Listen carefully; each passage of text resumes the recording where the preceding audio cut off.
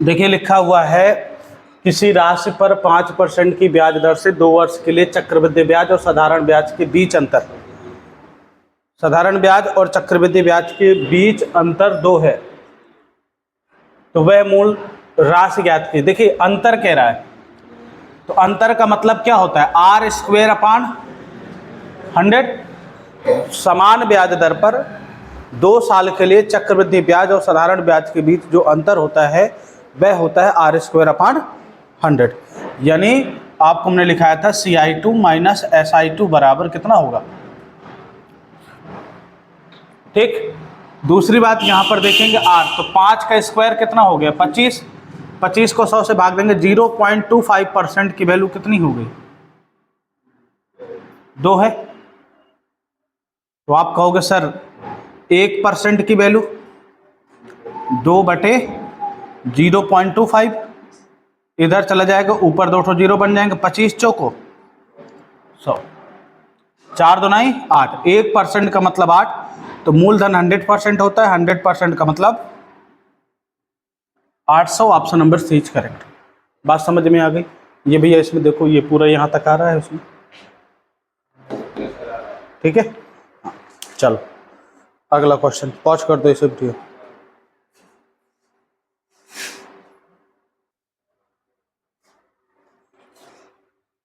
देखिए इस वाले क्वेश्चन में आपको क्या चीज समझना है, 3 वर्षों के लिए 5% ब्याज की दर से, रेट ऑफ इंटरेस्ट सेम है, 8,000 रुपये पर चक्रवृद्धि ब्याज साधारण ब्याज के बीच अंतर ज्ञात कीजिए। कुछ नहीं है, 2 तरीके हैं। इसका जो सिंपल तरीका है, 3 वर्ष के लिए 5% ब्याज की दर से 8,000 रुपये पर पहले आप चक्रवृद्धि ब्याज निकाल लीजिए, फिर इसी पर 15% निकाल लीजिए, साधारण ब्याज आ जाएगा। 15 × 120, 1200 रुपये आपका क्या आ जाएगा, साधारण ब्याज आ जाएगा, ठीक है।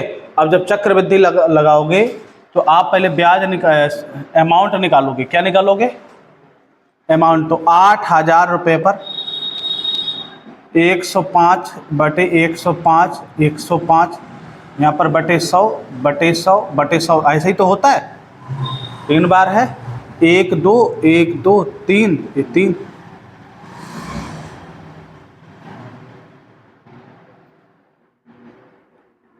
ठीक है।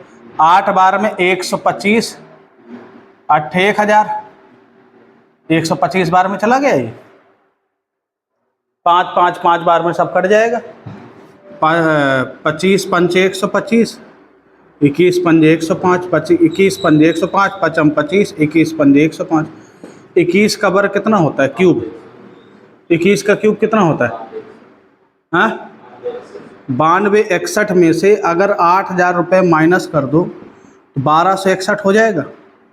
और 1261 होते ही आप देखोगे कि 1200 रुपये में से 1261 में से 1200 घटा दोगे, ये आपका SI3 आ गया, तो कितना आ जाएगा 61 रुपये। ये तो था पहला तरीका। दूसरा तरीका क्या है, 3 साल के लिए जो CI आप निकालते हो सेम ब्याज दर पर क्या होता है, 3x², 3x, पहले 3x होता है, फिर क्या होता है 3x² अपान प्लस x³ अपान 10,000, 10,000। अब 3x ये हो गया SI3, जो केवल इतना पोर्शन होता है वो क्या होता है SI3 होता है, और ये आपका एक्स्ट्रा होता है। चक्रवृद्धि ब्याज और साधारण ब्याज में के बीच क्या होता है, अंतर होता है। तो आप 5% लोगे तो 5 25, 25 3 75, 0.75, 0.75 प्लस ये 25 पंचे 125, 1 2 3 4, 1 2 3 4, ये इतना बन गया। तो बताइए 0.75 और 0.012, इनको सबको अगर जोड़ोगे तो 5 2 6 7, 0.7, 0.7% लगभग इतना आ गया। तो आपको कुछ नहीं करना, 8,000 रुपये का 0.7625% निकाल लो। ठीक है, तो इसका मतलब क्या हो गया, बटे में 10,000 ही हो गया। अब इनका काटा 1 2 3 काट दो, चाहे और 0 2 हो गए, परसेंट भी हटा दो, 1 2 3 125 अट्ठे 125 बार में चला जाएगा ये। आप ऐसे भी निकाल सकते हो, दोनों तरीके हैं, आपकी मर्जी, चाहे जैसे निकालिए आप। ठीक है, या 8,000 का 5%, फिर जो आए फिर 5%, फिर जो आए फिर 5%, आप वैसे निकालोगे तो 1261 आ जाए कटाक से। मतलब आपको ऐसे भी निकाल सकते हो। कितने 3 साल है, 5 5 5, 8,000 रुपये अमाउंट है, ब्याज लगा 5%, डबल 0 कट गया, 8 45 400, तो ये कितना हो गया 8400। फिर इसका 5%, फिर करोगे फिर 5%, अमाउंट 8,000 से जितना आ जाए वही उसका क्या हो गया, ब्याज हो गया। ठीक, नोट कर लो, मर्जी चाहिए चाहे जिधर से निकालिए, आंसर आपका वही आएगा। पॉज कर दो, आ गया, बहुत बढ़िया। देखो 20,000 रुपये पर 2 साल में प्राप्त साधारण ब्याज और चक्रवृद्धि ब्याज के बीच अंतर कितना है, 800 रुपये।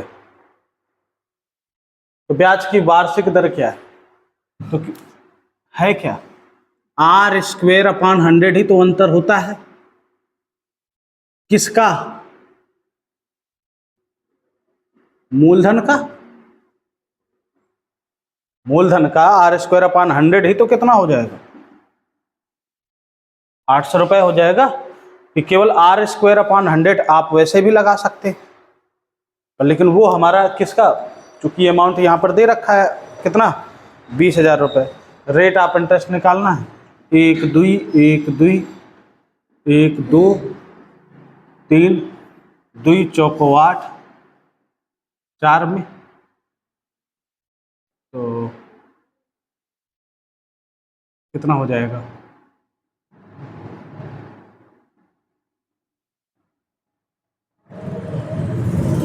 ब्याज की वार्षिक दर क्या है ना।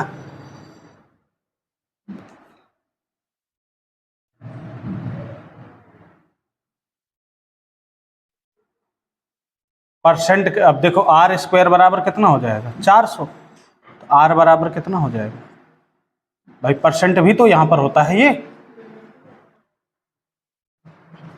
r बराबर कितना आ जाएगा 20%। रेट ऑफ इंटरेस्ट कितना 20%, नोट कर लो।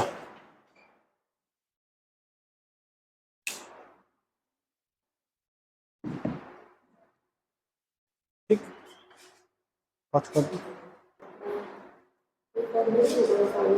देखो क्वेश्चन कह रहा है किसी निश्चित राशि पर 2 वर्ष के लिए 15% सामान्य वार्षिक ब्याज, सामान्य वार्षिक ब्याज का मतलब साधारण ब्याज, और चक्रवृद्धि ब्याज के बीच 180 रुपया का अंतर है।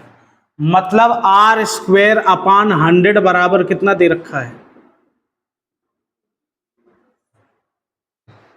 प्रिंसिपल निकालना है, यानी r² / 100% की वैल्यू इतनी है। तो आप देखो r की जगह कितना है 15 का, 15 का स्क्वायर 225, 225 2.25% की वैल्यू कितना दे रखा है, तो कह रहा है 100% बराबर निकालो। तो मैंने कहा 180 बटे 2.25 मल्टीप्लाई बाई 100, पॉइंट हटाओ 0 बढ़ाओ। ठीक, अब देखो 25 नैया 225, 25 चौको 100, 9 दुनाई 18 20, 4 4 दुनाई 8, 1 0 और 8,000। इसमें कुछ है ही नहीं है, कुछ ही नहीं है। बात समझ में आ गई भैया। ये जो r² / 100 होता है ना, ये CI2 - SI2 होता है। मतलब देखो, आप देख रहे हो क्वेश्चन अभी तक मैं करवा रहा हूँ, सारे एग्जाम के ही क्वेश्चन है, यही लेवल क्वेश्चन आ रहे हैं, रिपीटेड क्वेश्चन यही अंतर वाले, जिसमें गलतियाँ हो जाती। 3 साल 2 साल में कोई ज़्यादा कैलकुलेशन नहीं है, 3 साल में कैलकुलेशन ज़्यादा है। अब जब 3 साल में कैलकुलेशन जाता है, इससे अच्छा जो मैंने सीट में भेजा है वो 3 साल के लिए, उसे याद कर लो, बहुत काम की चीज़ है। पढ़ा ही ना होगा अभी, क्यों पढ़ा है? चलो पॉज कर दो इसे।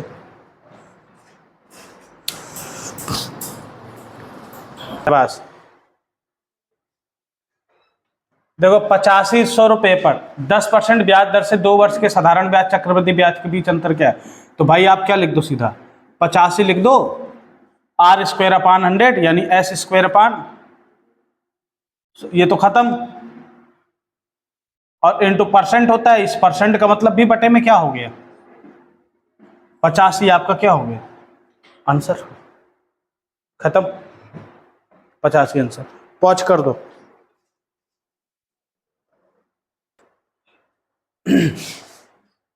देखो, आप अगर पैटर्न को समझ रहे होंगे, बैंक में दीपा यानी 6250 रुपए की राशि जमा करते हैं, जो कि 2 साल के वार्षिक चक्रवृद्धि ब्याज की दर से 7840 हो जाती है।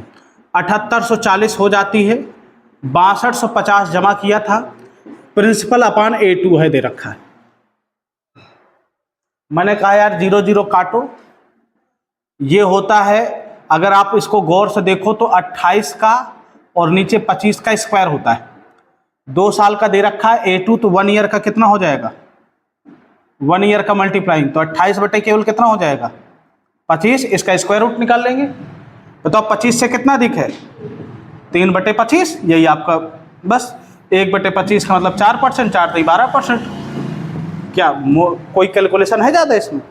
कोई कैलकुलेशन नहीं, नोट करो।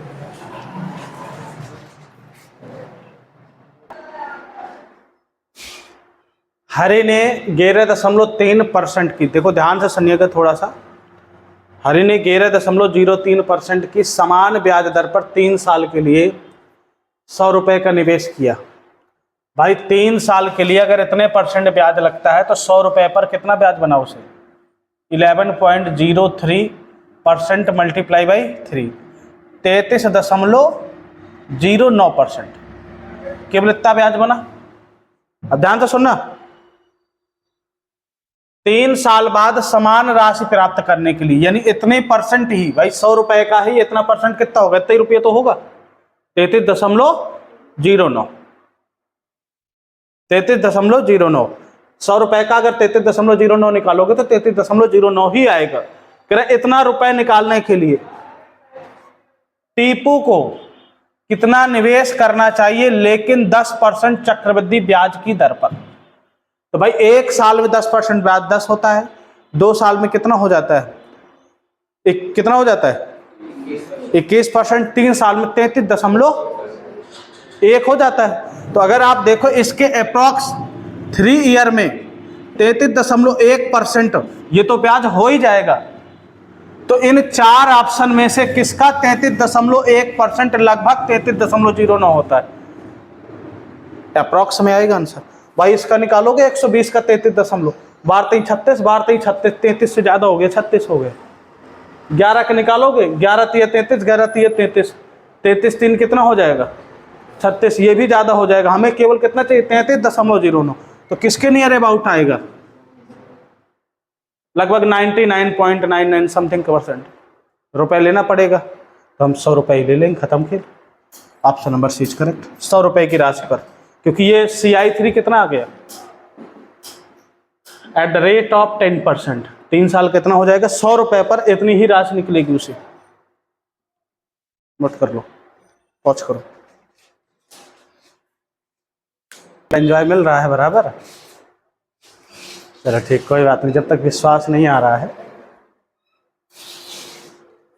श्रीमान ने देखो 11.3% के समान ब्याज दर पर, वो पूछा था 22 में, ये पूछा है, ऐसे कुछ था ना। अब चीजों को समझिए आप थोड़ा सा। 3 साल के लिए 300 रुपए का निवेश किया, तो भाई 3 साल में इसका ब्याज दर कितना हो जाएगा, वही 33.09%। तो भाई अगर आप अगर देखो अमाउंट सेम है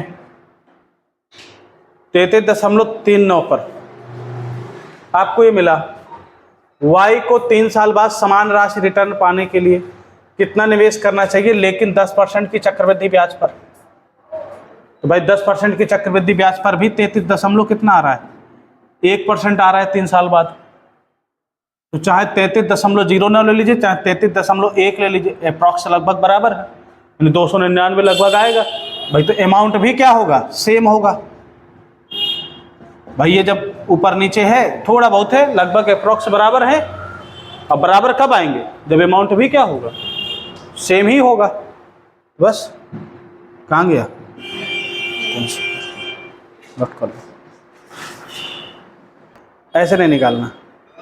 P परसेंट की, यानी P का मान निकालना है, कितने परसेंट वार्षिक ब्याज की दर पर, यह है पूछ रहा है। 5,000 रुपये क्या था, प्रिंसिपल था 3 साल में, ठीक। 3 साल बाद कितना ज़्यादा मिला, 1655। और 1655 का मतलब क्या हो गया, ब्याज 1655 है, इसका मतलब है कि A3/P कितना रहा होगा, 6655। अगर आप देखोगे ये जो 6655 है, ये 5000 है, यहाँ पर जो लिखा हुआ है, ठीक, 6655, इतना ही तो आएगा। अब आप देखोगे कट जाएगा, 5 से कटेगा, ये 1000 आ गया, और ये 5 करने 5, 5 3 15, 1 5 3 15, 5 13 31। अगर आप देखोगे 11/10 का होल पावर 3 है, बोलो, तो 1 साल बाद कितना हो जाएगा, 11/10। रेट ऑफ इंटरेस्ट कितना है, 1/10 का मतलब कितना हो गया, 10%।